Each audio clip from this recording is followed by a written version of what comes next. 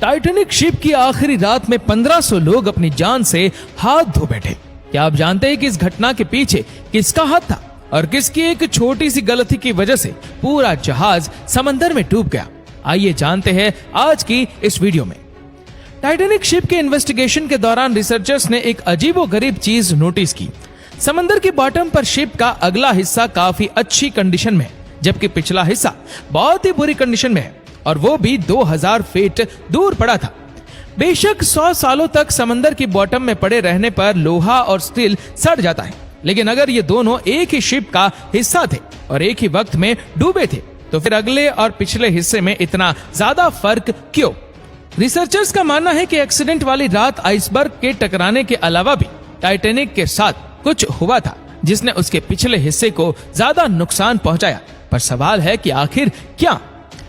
दोस्तों, 1912 में जिस रात टाइटैनिक के साथ हादसा पेश आया था, उस वक्त वो कनाडा के न्यू फाउंडलैंड से 700 किलोमीटर दूर अंधेरे समंदर के बीचों बीच अकेले मौजूद थे। हादसे के वक्त इसमें टोटल 2240 लोग सवार थे। इस हादसे के चश्मदीद गवाह आई विटनेस सिर्फ वो लोग थे जो किसी तरह शिप से निकलकर अटलांटिक ओशन के ठंडे पानी में कूद गए थे। आइसबर्ग टकराने से लेकर शिप के डूबने तक जो कुछ भी हुआ, उसका रिकॉर्ड उन आई विटनेस के सिवा और किसी के पास नहीं था, जो कि खुद ठंडे पानी से लड़ने में मशरूफ थे। पहली रेस्क्यू शिप आरएमएस कारपेथिया भी टाइटैनिक डूबने के 1.5 घंटे के बाद वहां पहुंची थी। वो भी खुशकिस्मती थी कि उनको टाइटैनिक का इमरजेंसी मैसेज मिल गया, वरना जो लोग ठंडे पानी में जिंदगी और मौत की जंग लड़ रहे थे, उनकी जान भी नहीं बचती। और टाइटैनिक के हादसे के बारे में आज तक किसी को भी मालूम ना पड़ता। इन्वेस्टिगेशन के दौरान पहले तो किसी को भी मालूम नहीं था कि शिप के साथ हुआ क्या है, लेकिन फिर बचने वालों ने बताया कि शिप की एक आइसबर्ग से टक्कर हुई थी। इन बयानात को मौके पर मौजूद आइसबर्ग को देखकर कंफर्म भी किया गया, जिस पर टाइटैनिक का रेड पेंट अभी तक लगा हुआ था।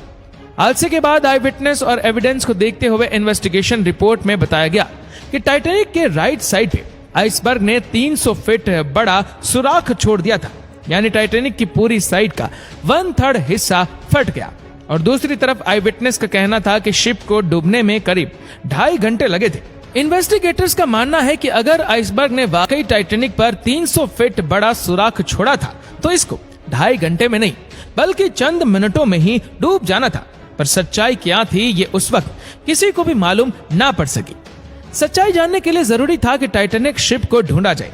कई सालों तक टाइटैनिक की तलाश जारी रही और हर गुजरते साल ये मिस्ट्री और ज्यादा संगीन होती गई।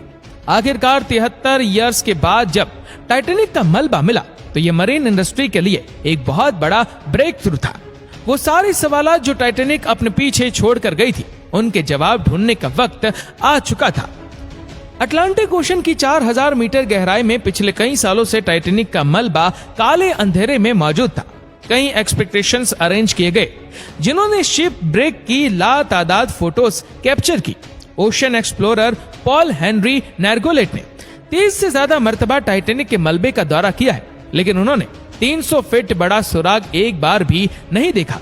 अलबत्ता टाइटैनिक की इस प्रोफाइल फोटो में 30 फुट का ये एरिया जाहिर करता है कि यहाँ पर कोई चीज आकर लगी थी।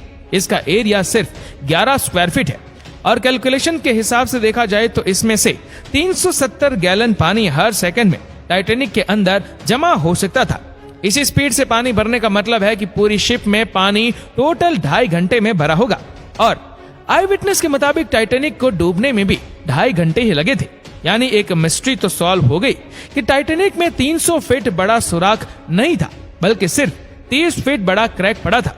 पर यह अकेली ही एक मिस्ट्री नहीं थी, अभी और भी काफी कुछ जानना बाकी था।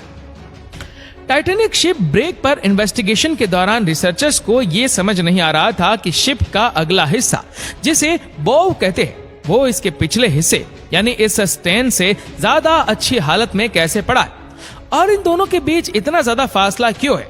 इस मिस्ट्री को सुलझाने के लिए हाईटेक सोनार स्कैनिंग टेक्नोलॉजी का सहारा लिया गया।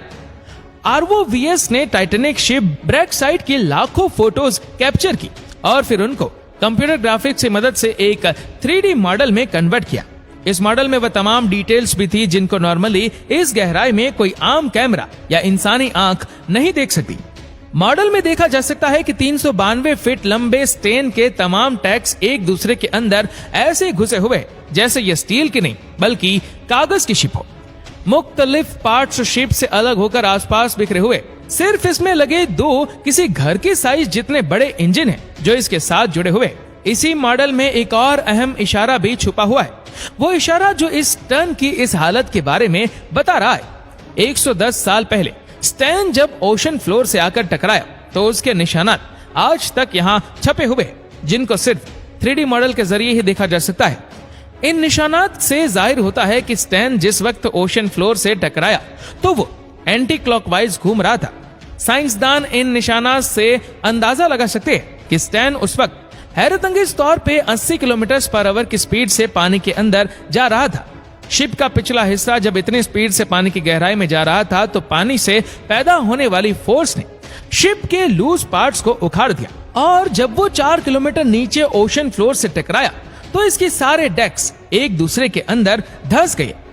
दूसरी तरफ जैसा कि आप देख सकते हैं कि बाउ सेक्शन फ्रंट सेक्शन का डिजाइन हाइड्रोडायनेमिक है, यानी ये पानी को आसानी से काट सकता है। ठीक उसी तरह जैसे शेप पानी पे फ्लॉट करते वक्त पानी को काट कर अपना रास्ता बनाती है।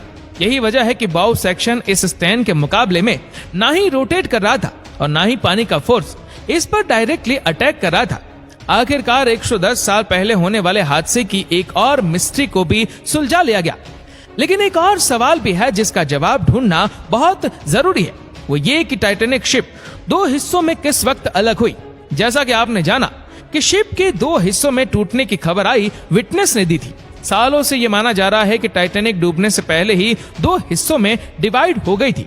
ये खबर काफी हद तक सच भी है, लेकिन ये पूरा सच नहीं है।